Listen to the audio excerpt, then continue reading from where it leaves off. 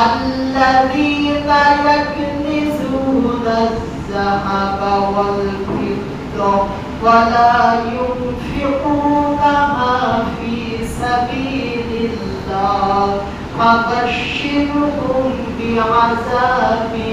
أليم আমি আল্লাহ তাআলা রব্বুল আলামিন যাদেরকে স্বর্ণ দিয়েছি রৌপ্য দান করেছি যারা স্বর্ণ রৌপ্য জমা করে রাখলো ওয়ালা ইউনফিকুনাহা ফি সাবিলিল্লাহ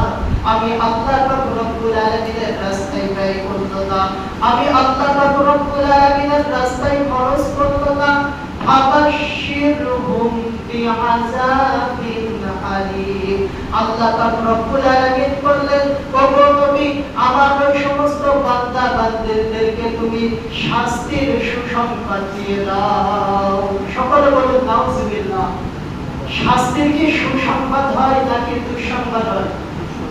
দুঃসংবাদ হয় তাহলে আল্লাহ সুবহানাহু ওয়া তাআলা এখানে সুসংবাদ কেন বললেন এটা তো আমাদের প্রত্যেকের বোঝা উচিত কথা ঠিক কি না বলেন যখন আমি আপনি অন্যায় করি পিতা মাতার সাথে বেয়াদবি করি মায়ের কথা অমান্য করি যখন মায়েদের সাথে কঠোর ভাষায় কথা বলি মারা এক পর্যায়ে ধৈর্য হারা হয়েছে বলে তোমার পিতা বাড়ি আসলে এমন মারা মারবে মজা টের পাবে মারলে কি মজা হয় না কষ্ট হয় কষ্ট হয় তাহলে মা এখানে কি বোঝাতে চেয়েছে মা বোঝাতে চেয়েছে শাস্তির তীব্রতা কত আল্লাহ পাক সুবহানাহু ওয়া তাআলা ঠিক একই ভাবে শাস্তির তীব্রতা বোঝানোর জন্য সুসংবাদটা এখানে ব্যবহার করেছেন এজন্য আল্লাহ পাক রব্বুল আলামিন মুসলিম শাসকদের যখনই ক্ষমতা দিবেন চারটি কাজ করবেন এক হলো নামাজ কায়েম করবেন দ্বিতীয়ত হলো যাকাত প্রদান করবেন তৃতীয়ত হলো ওয়া আমারু বিল মা'রুফি ওয়া নাহাউ আনিল মুনকার সৎ কাজের আদেশ দিবেন এবং অসৎ কাজ থেকে বিরত থাকবে অসৎ কাজের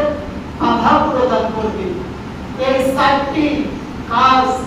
তিনি সমাজের ভিতরে রাষ্ট্রের ভিতরে করবেন এটাই হলো একজন প্রকৃত মুসলিম শাসকের গুণ তাহলে এই চারটি গুণ যার ভিতরে থাকবে না সে মুসলিম শাসক হিসেবে গ্রহণযোগ্য হবে না কথা ঠিক কিনা বলেন আল্লাহর কোরআন বলতেছে আল্লাহর কোরআন বলছে যে এই চারটি গুণ যার ভিতরে থাকবে না সে মুসলমানের প্রকৃত শাসক হতে পারে না